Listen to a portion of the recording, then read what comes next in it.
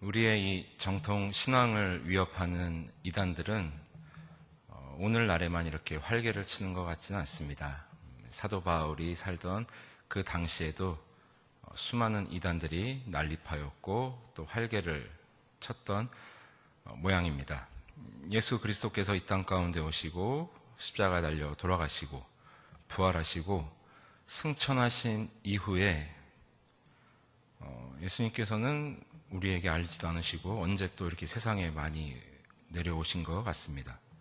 정말 여기저기 재림 예수가 너무나 많고 또 그렇게 수많은 이단 신앙들이 이단들이 우리의 신앙을 위협하고 있고 또 현재 교회를 많이 위협하고 있는 것이 사실입니다. 아까도 말씀드렸지만 승천하신 예수님께서 언제 오셨는지 참 여기저기 많이 계십니다.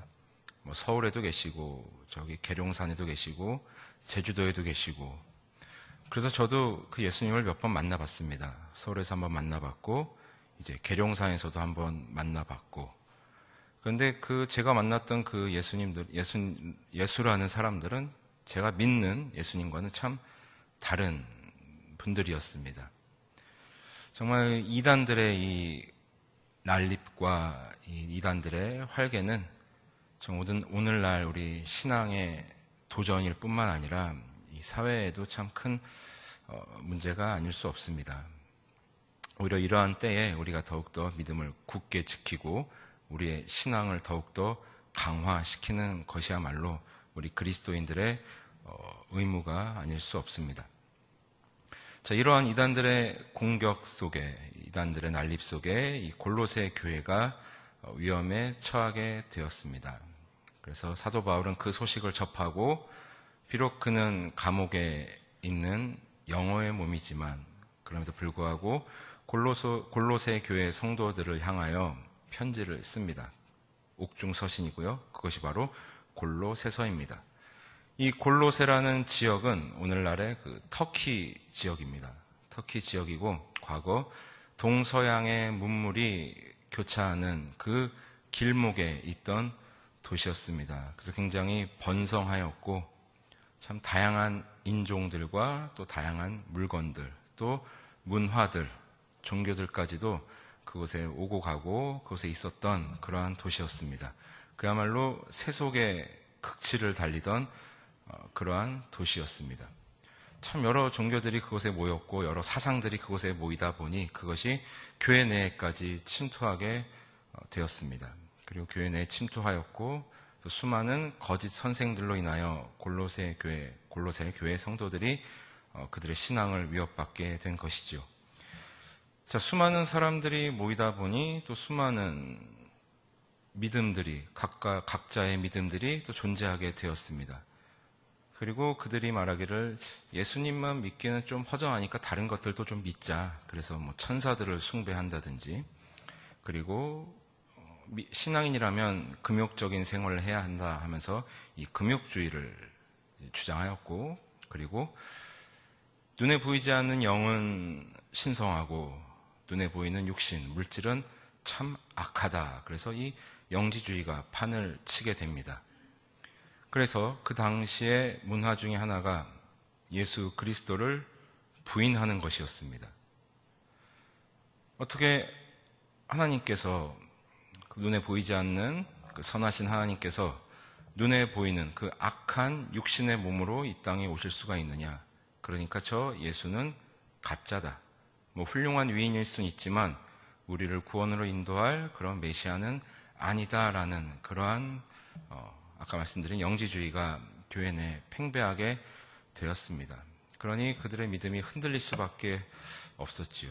그래서 사도 바울이 그것을 알고 그래서 그 골로새 교회 성도들을 향해서 이제 신앙의 가장 기초적인 것부터 예수 그리스도에 대해서 이제 소개하면서 다시금 신앙의 재정립을 이루어주는 성경이 바로 골로새서입니다. 그러고 보면은 참 이웃사랑의 이 교과서적인 모습을 보여주는 사람이 바로 사도 바울이 아닐 수가 없지요. 예수님께서 승천하신 이후에 하나님 사랑과 이웃사랑을 가장 완벽하게 구현해낸 이가 사도 바울이 아닐까 생각이 됩니다. 그는 지금 마음 편히 편지를 쓸 수 있는 상황이 아님에도 불구하고 그런 이단들의 위협 속에 고생하고 있을 골로새 교회 성도들, 믿음의 형제 자매들을 위해서 기꺼이 펜을 든 것이지요. 그리고 예수 그리스도에 대해서 이야기해주고 있는 것입니다. 제가 한번 여러분들께 여쭤보겠습니다. 누군가 여러분들께 대체 예수님이 누굽니까? 예수가 누구요? 라고 물어보면 여러분들 명쾌하게 설명하실 수 있겠습니까? 생각보다 많은 그리스도인들이 예수가 누구냐고 물어보면은 명쾌하게 설명하지 못합니다. 저 역시도 그랬었고요. 우리가 믿는 예수 그리스도, 우리의 구세주이신 예수 그리스도, 우리가 머리로는 알고 있고 마음으로 믿고 있지만 막상 설명하려고 하니 이게 쉽지가 않은 것이 사실입니다. 제가 39회를 살아오면서 지금도 귓가에 쟁쟁한 하나님의 음성이라고 여기고 있는 그러한 질문이 있었습니다. 그런 음성이 있었는데 지금으로부터 약 20년 전에 대학생 시절에 저는 대전에서 학교를 다녔습니다. 그래서 이제 학과 수업의 일환으로 이제 대전역에 나가서 이제 노방전도를 하는 그 시간이 있었습니다. 제가 과연 기꺼이 그것을 했겠습니까? 입이 대빨 나와서 이제 갔었지요. 수업이니까 들어야 했고, 이제 그것을 해야 또 점수는 나오니까 이제 억지로 이제 끌려가듯이 해서 전도를 했었습니다. 그래서 기계적으로 복음을 전하고, 그저 그들에게 가서 예수님 믿으세요? 그냥 기계적으로 이야기하고 그렇게 마무리하는 것이 대부분이었습니다. 그러던 어느 날, 이제 그날도 역시 수업 때가 되어서 이제 전도를 하러 나가게 됐습니다. 그래서 뒤에서는 교수님이 보고 계시고, 또 친구들은 다 하고 있고, 또 나만 안 할 수 없으니까 저도 이제 하는 신용을 했습니다. 그래서 대충 예수님 믿으세요, 예수님 믿으세요. 그러고 이제 지나갔습니다. 근데 저기 지나가는데 한눈에 보기에도 딱 노숙자로 보이는 한 할아버지가 계셨습니다. 그래서 그분에게 전 이야기를 할까 말까 하다가 이제 거의 등 떠밀려 가게 됐죠. 그래서 가서 딱 복음을 전하려고 하는데 술 냄새를 비롯해서 각종 악취가 이제 코를 딱 찔렀습니다. 정말 말로는 설명할 수 없는 그 신비한 냄새가 났던 것이 지금도 기억이 나는데요. 그래서 이제 그분께 할아버지 예수님 믿으세요, 교회 나가세요. 그리고 이제 막 이제 가려고 했었죠. 속마음은 할아버지 예수님 믿든 말든 저는 빨리 이곳을 떠나겠습니다 라는 마음이 제 솔직한 심정이었고요. 자, 그럴 때 그 할아버지께서 저한테 했던 질문이 있습니다. 술에 취하신 상태였고 굉장히 거친 욕설과 함께 대체 예수가 누구요? 도대체 그렇게 믿으라고 하는 예수가 누구란 말이냐 하면서 저한테 질문을 했던 것이 지금도 귓가에 쟁쟁합니다. 순간 저는 망치로 얻어맞은 것 같은 느낌이었습니다. 예수를 믿으라고 이야기하고 복음을 전한다고 하는데 과연 예수가 누구냐라는 질문에 나는 대답할 수 없었던 저의 모습이 참 한심했습니다. 그리고 그 할아버지의 외침은 지금도 저는 하나님의 음성이라고 여기고 저를 여기까지 인도하신 하나님의 음성이라고 믿고 확신하고 있습니다. 대체 예수가 누구시길래 나는 그 예수님을 따라 이 인생의 길을 가고 있고 대체 예수가 누구길래 나는 목회자가 되었으며 예수가 누구길래 나는 이러한 삶을 살고 있는가? 그 질문은 지금까지 저를 이끌어왔다고 해도 과언이 아닙니다. 약 20년 전에 만났던 어떤 할아버지의 그 질문, 저는 지금도 하나님의 음성이라고 생각하고 있습니다. 대체 여러분, 예수 그리스도가 누구십니까? 자, 그러한 질문에 사도 바울은 오늘 본문 15절에서 대답하고 있는 것입니다. 본문 15절입니다. 그는 보이지 아니하는 하나님의 형상이시요 모든 피조물보다 먼저 나신 이시니. 쉽게 말해 예수 그리스도는 하나님이시라는 것입니다. 말씀이 육신이 되어 이 땅 가운데 내려오신 성자 하나님이시라는 것입니다. 아까도 말씀드렸던 것처럼 지금 골로새 교회는 영지주의가 들어와 있고 판을 치고 있습니다. 때문에 육신으로 이 땅 가운데 오신 예수 그리스도를 부정하는 그러한 지경에 이르게 되었습니다. 자, 그러한 상황 속에서 사도 바울은 가장 기본적인 예수님은 누구신가에 대해서 다루고 있는 것입니다. 예수님은 참 인간이시지만 동시에 참 하나님이시라는 것을 사도 바울은 이야기해주고 있습니다. 그래서 17절에서 또한 이렇게 설명해주고 있습니다. 또한 그가 만물보다 먼저 계시고 만물이 그 안에 함께 섰느니라. 부연 설명하는 것입니다. 여러분, 구약에서 하나님께서는 모세에게 하나님 당신을 이렇게 설명하셨습니다. 나는 스스로 있는 자니라. 하나님은 피조물이 아니라는 얘기입니다. 즉 예수 그리스도 역시 피조물이 아니라는 것입니다. 보이지 아니하는 하나님의 형상으로서 이 땅 가운데 내려오신 바로 그 성자 하나님이시라는 것입니다. 우리 인간의 한계 중에 하나가, 인간의 그 고칠 수 없는 습성 중에 하나가 눈에 보여야 무엇을 믿는다는 것입니다. 저의 얘기일 수도 있고 여러분들의 얘기일 수도 있습니다. 눈에 보이지 아니하는 하나님을 믿는다고 하면서 우리는 끊임없이 무엇인가 하나님께 요구합니다. 자, 이것을 이루어 주시면, 내 눈으로 확인시켜 주시면 더 열심히 믿겠습니다. 더 열심히 충성하겠습니다. 무엇인가 자꾸 눈으로 확인하려 하는 것이 우리의 한계입니다. 연인들이 가장 많이 싸우는 이유 중에, 다투는 이유 중에 하나가 이런 거라고 하죠. 자기가 날 사랑하면 그걸 좀 증명해봐, 이렇게 이야기하죠. 나를 사랑하면 그 사랑을 나에게 좀 보여달라는 것입니다. 근데 여러분, 사랑이 눈에 보입니까? 그래서 그러한 질문을 하고 또 대답을 못하는 것 때문에 많이 다투기도 하고 또 헤어지기도 하는 것이 사실입니다. 그만큼 우리는 눈에 보이는 것이 중요합니다. 자, 그래서 저는 예수 그리스도를 생각할 때 또 이러한 생각이 듭니다. 하나님께서 그러한 우리 인간들에게 주신 맞춤형 서비스라는 생각이 듭니다. 도무지 눈에 보이지 않으면 믿지 아니하려는 우리의 그러한 습성 때문에 하나님께서는 친히 눈에 보이는 인간의 몸으로 이 땅 가운데 내려오셨다는 것이지요. 자, 그럼에도 불구하고 믿지 못하는 일들이 벌어지고 있습니다. 다시 한번 말씀드립니다. 예수 그리스도는 보이지 아니하는 하나님의 형상이십니다. 하나님과 동등하신 분이 바로 예수 그리스도이십니다.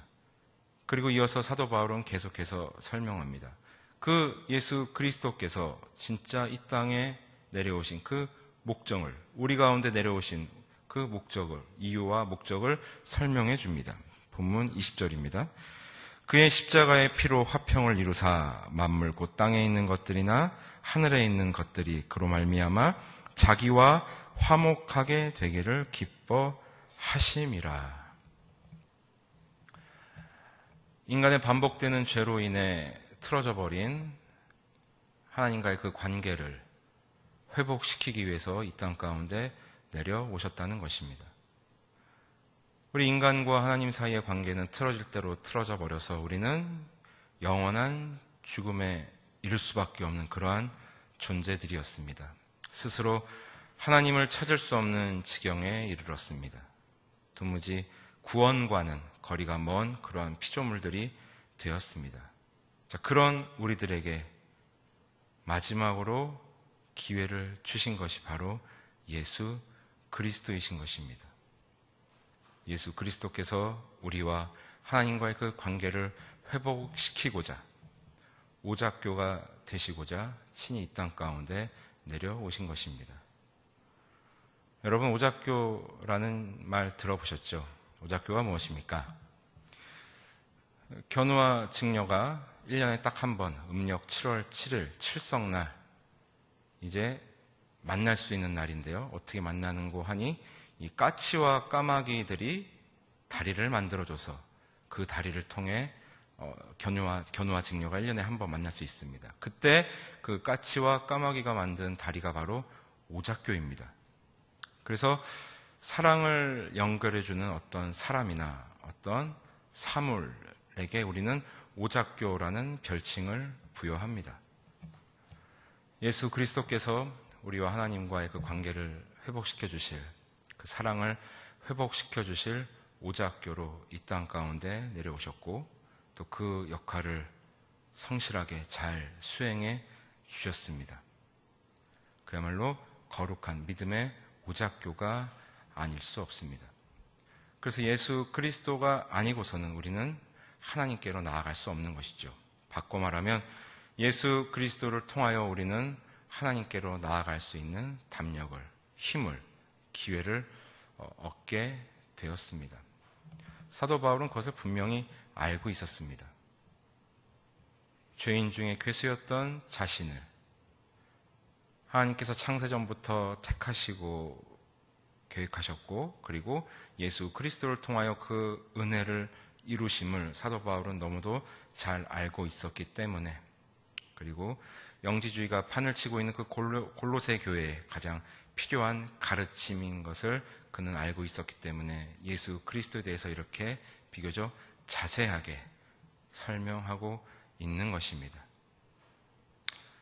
여러분, 그렇다면 우리는 그 오작교 대신 예수 그리스도를 믿는 그리스도인으로서 과연 우리 한 사람 한 사람은 오작교 역할을 충실히 잘 하고 있는지 한번 생각해 보았으면 좋겠습니다.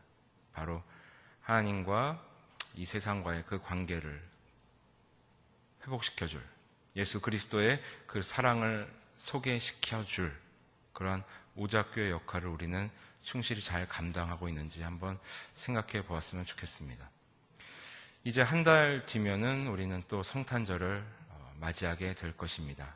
그리고 세상은 이 성탄절을 소비하게 될 것입니다. 무슨 말인가 하니, 예수 그리스도의 그 오심에 대한 참된 의미는 망각한 채 그저 자신들의 욕심과 이기심을 채우기 위해서 성탄절을 이용할 것입니다.